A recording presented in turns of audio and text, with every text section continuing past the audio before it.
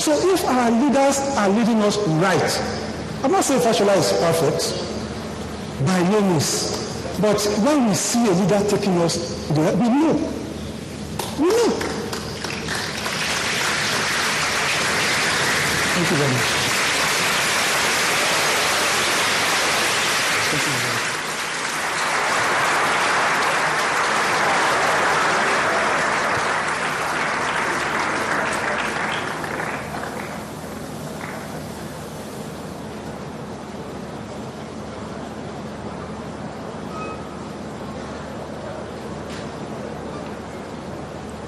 Once again, a round of applause to Simon Keller.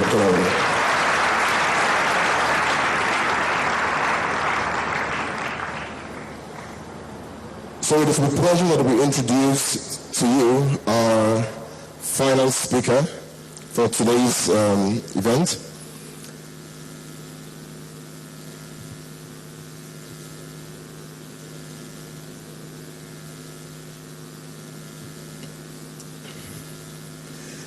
Professor Yemi Oshibajo is a professor of law and a senior advocate of Nigeria. He's a long-time Attorney General, Commissioner for Justice in Lagos State, and he pastors the Olive Tree House of Prayer for All Nations, a parish of the Redeemed Christian Church of God. Please join me and welcome to the platform Professor Yemi Oshibajo.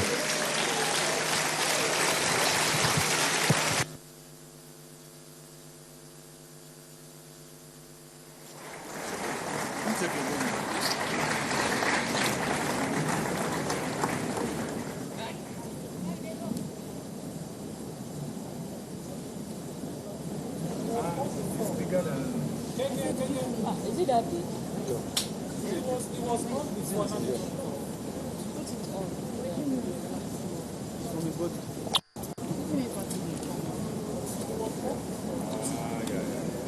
So watch it.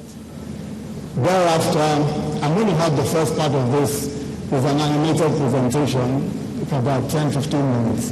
Thereafter, I'll add the second part. So if you just watch the first part.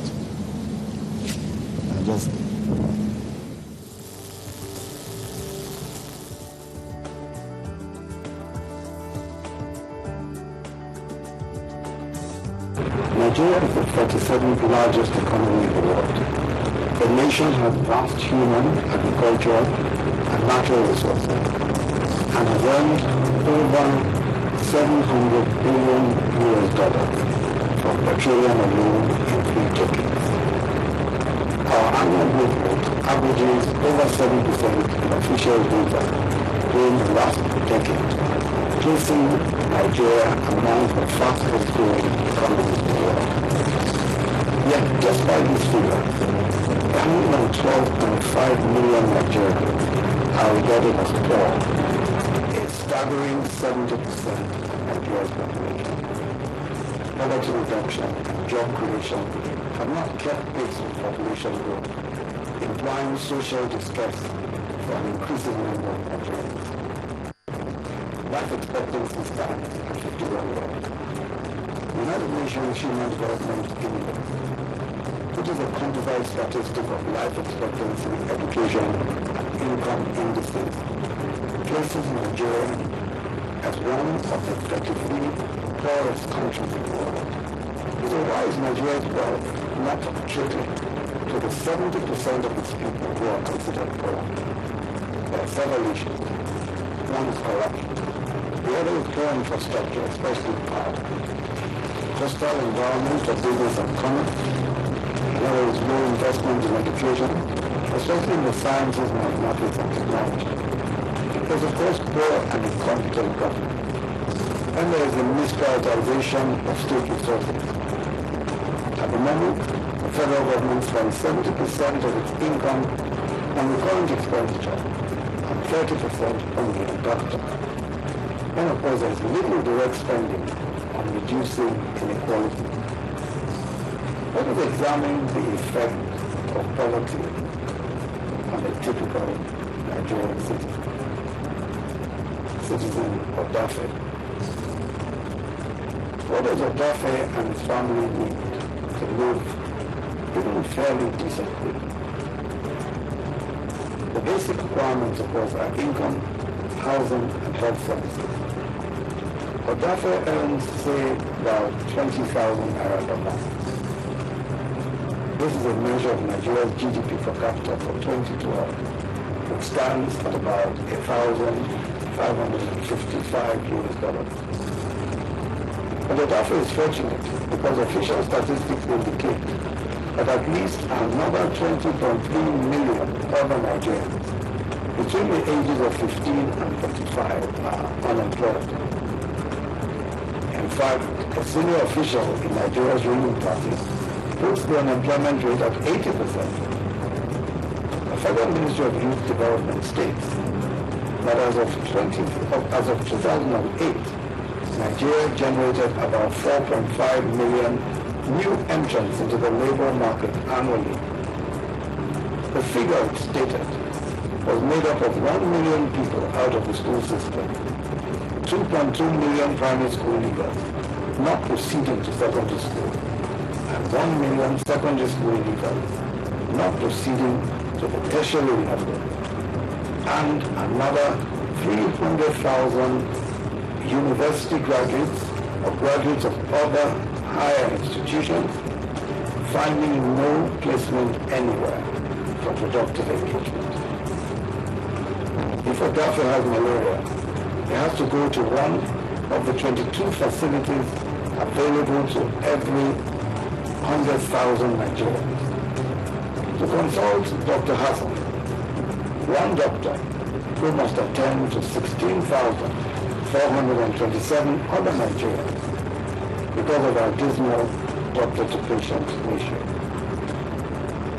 Odafe has no form of health insurance, as only 1.5% of our population have any coverage, so he must pay for care and medicine from his 20,000 naira salary. Again, he's lucky to meet Dr. Hassan because about 75% of Nigerians have no access to primary health care. One of his pregnant wife, Joy. The risk of Joy dying from childbirth is 1 in 18, compared to 1 in 61 for all developing countries, and 1 in 29,800 for Sweden. One Nigerian woman dies in childbirth every 10 minutes. On the whole, 5,000 women die annually from childbirth in Nigeria. That is 150 women every day.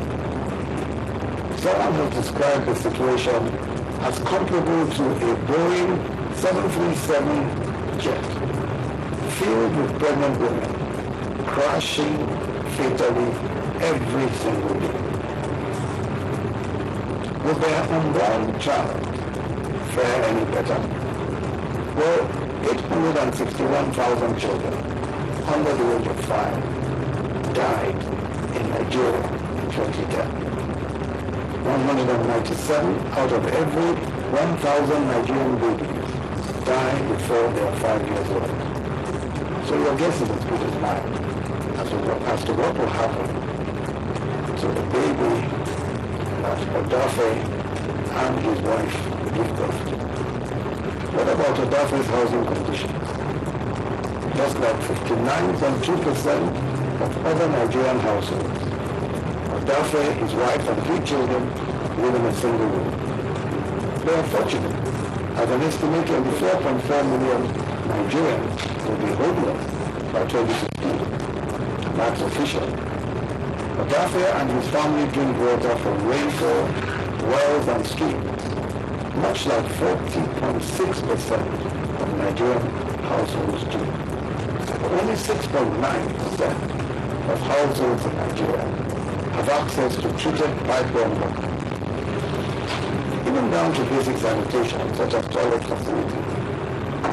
Most still use pit latrines, no modern water flushing facility.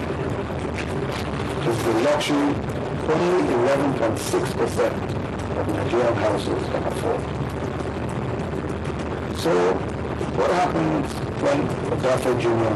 goes to school? classroom in the public school